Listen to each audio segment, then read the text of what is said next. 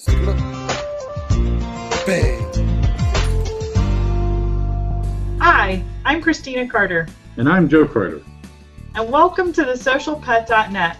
Today's topic is foundation training for puppies. You know, the best time to cultivate a solid parenting partnership relationship between dogs and their people is when they're puppies.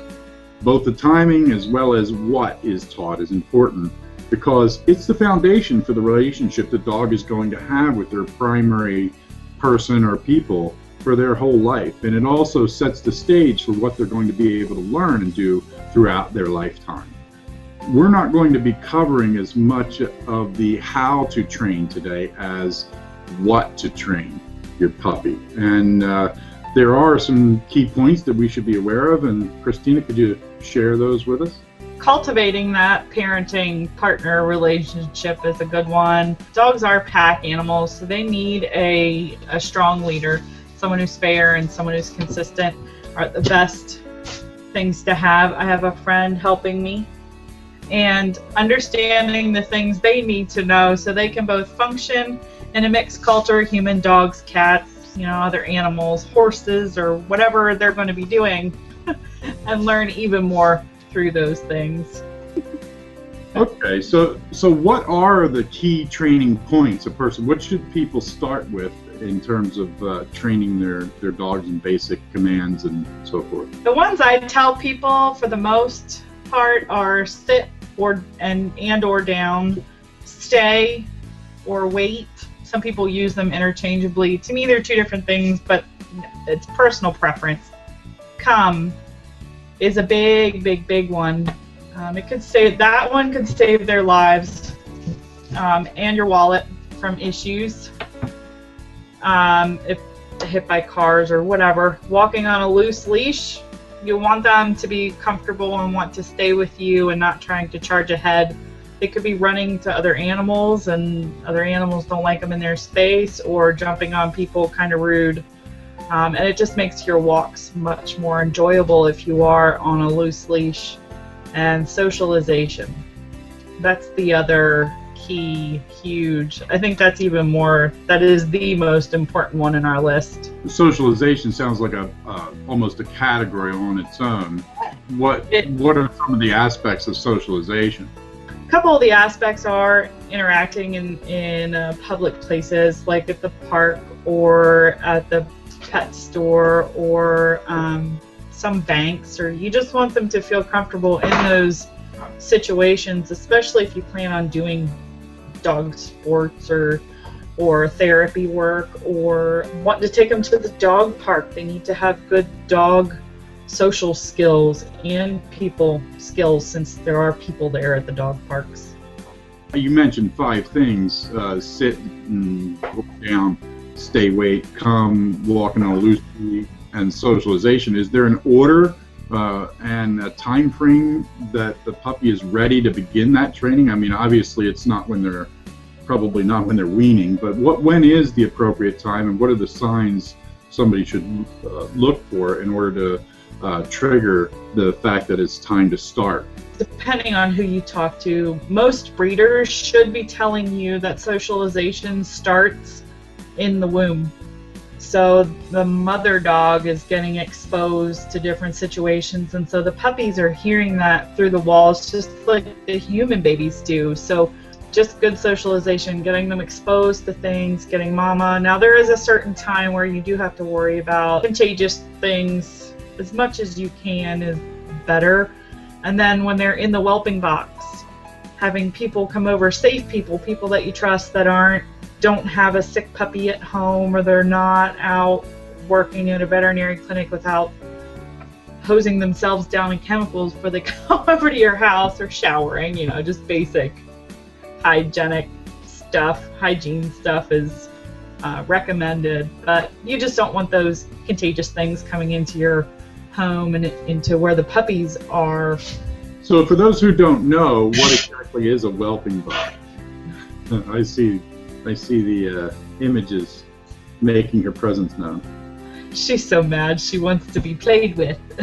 Speaking of socialization.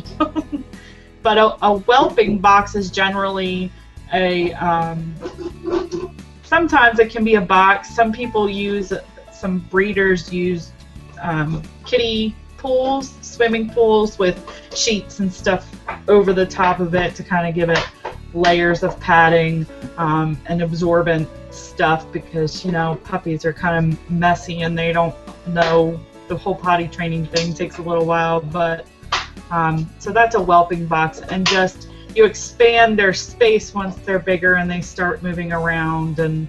But the socialization, really, you just put all kinds of things in there that can be safe for puppies and let them get exposed to different textures and sounds, and they'll be much better off later because of the extra effort when they're little. So would you say that different dogs would need different exposure to different social settings and things depending on what type of a life they're going to lead?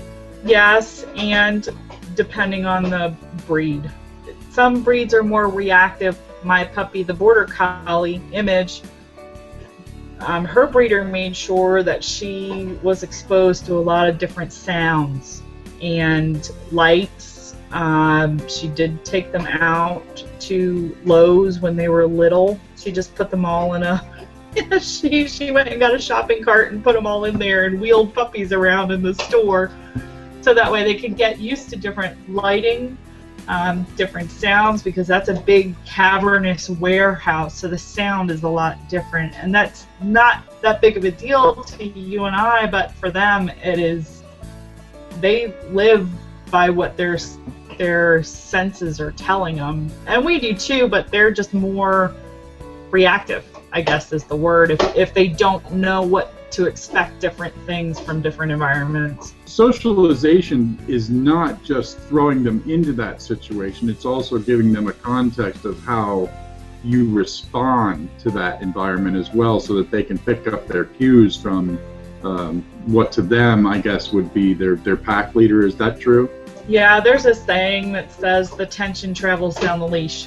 So if you're nervous, the dog is going to be nervous. So they are looking to you. You're their alpha. So part of socialization is for them to get exposed to an environment where you yourself are responding the way they should be responding in that environment. Yeah. So if you're afraid of the fire truck roaring down the road with their sirens and their lights going, the puppy is more than likely going to pick up on that. Thunderstorms are another favorite one. Now, we had talked about initially bicycles or kids running and things like that. That, I think, and now she's chewing on something.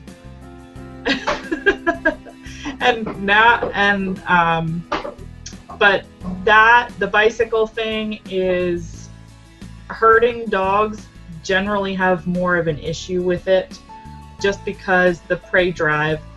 Hounds, all dogs can have the issue, but it's that prey drive that really kicks in and just makes them lose their mind and do the instinctual thing rather than, I know I'm not supposed to do that.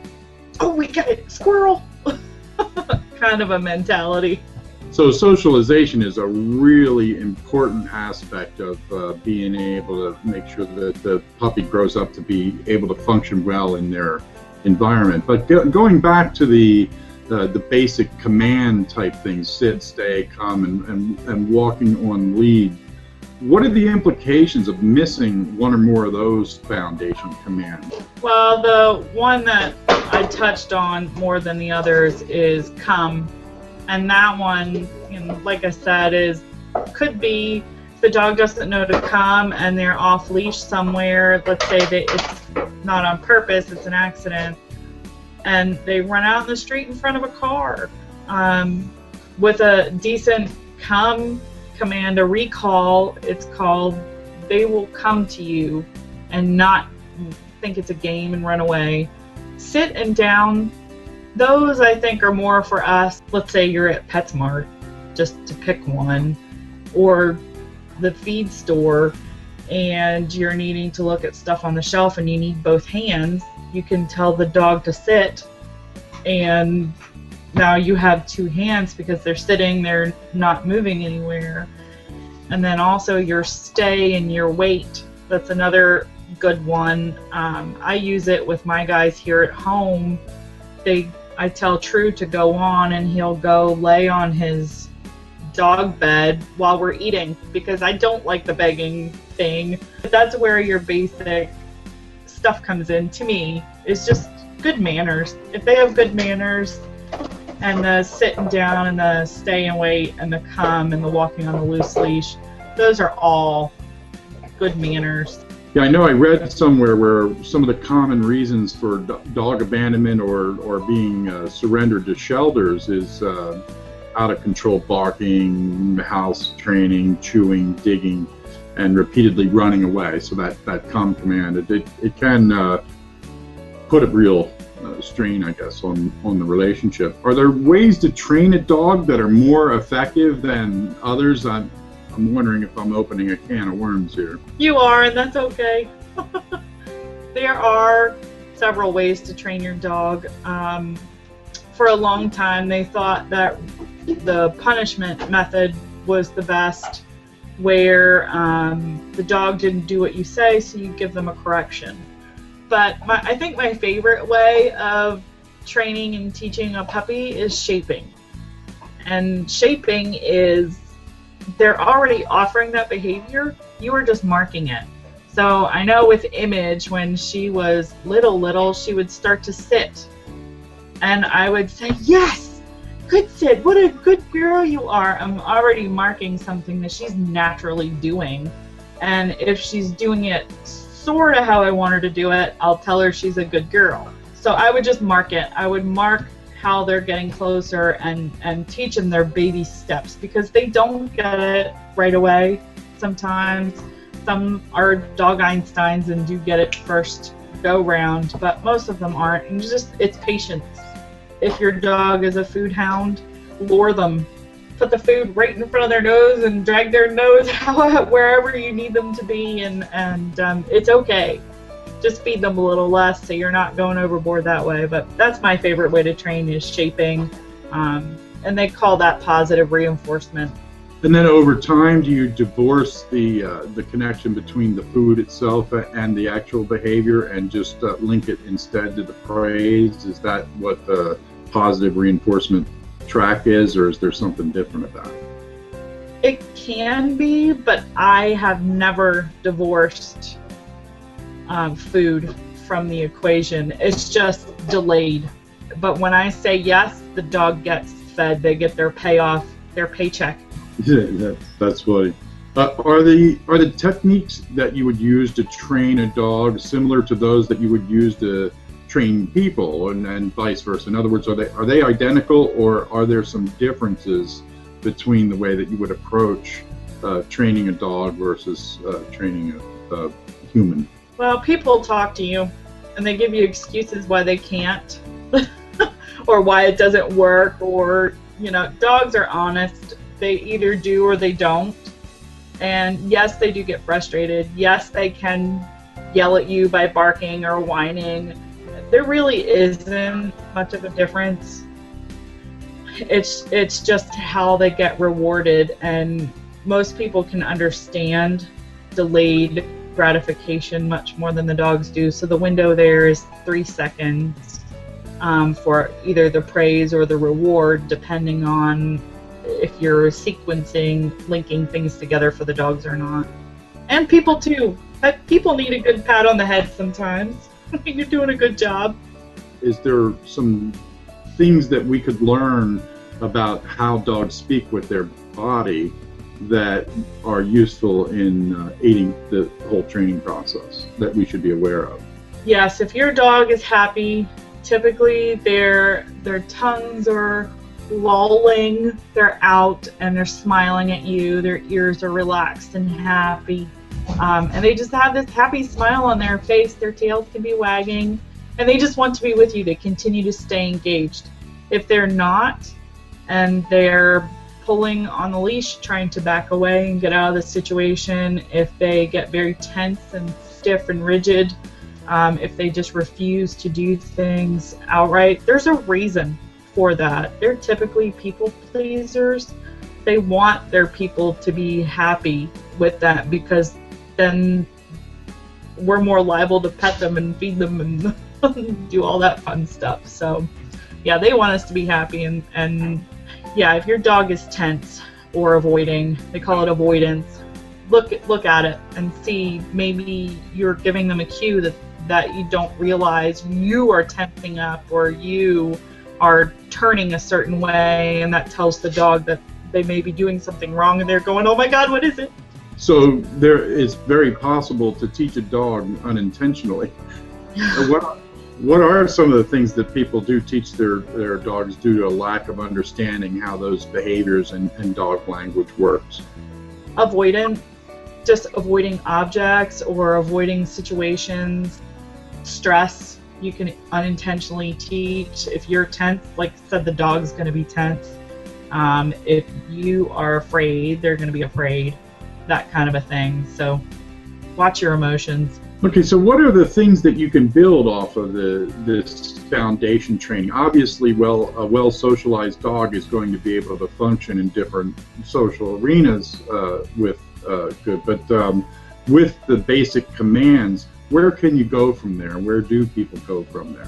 One of the coolest things that people like to watch sometimes is the doggy freestyle. So you see those dogs out there dancing with their people in those big, huge, complex routines. That is all from basic obedience stuff. I mean, really, they caught their dogs doing those behaviors like lifting their paw, and they just marked it. And it's tricks. You can teach your dog fun tricks. Have the kids teach your dog tricks. It gets the kids and the dogs a bonding experience, makes them a better pack. And it makes you a better pack because you actually have to sit and teach the kid how to teach the dog most of the time, or your children are looking at you and seeing how you're reacting. And it just makes you the leader to both your kids and the dog. So can you teach an old dog new tricks? The going could be a little slower sometimes, but yeah, certainly they can learn new tricks. Wave is a fun one. So some people might not be comfortable taking the reins and trying to do the whole training process themselves. What kind of help is out there, and what should people be looking for in, let's say, a trainer? If they are watching this, then YouTube is their friend. But another good place to look is just do a Google search on your area for local dog training clubs. That's a good place to start. I know we belong to WANA. We've taken many classes there. I don't know where I would be without those people. But just ask around. If there's a dog park, even if you don't take your dog, go ask people there where they've taken theirs. And then once you find someone that you want, that you've heard or you're interested in taking classes with, you need to make sure that you are comfortable with them and the dog is comfortable with them. The people personalities need to mesh as well as the dog and person needs to mesh, or you're not going to get anything out of it, and or it could harm the relationship with your pet.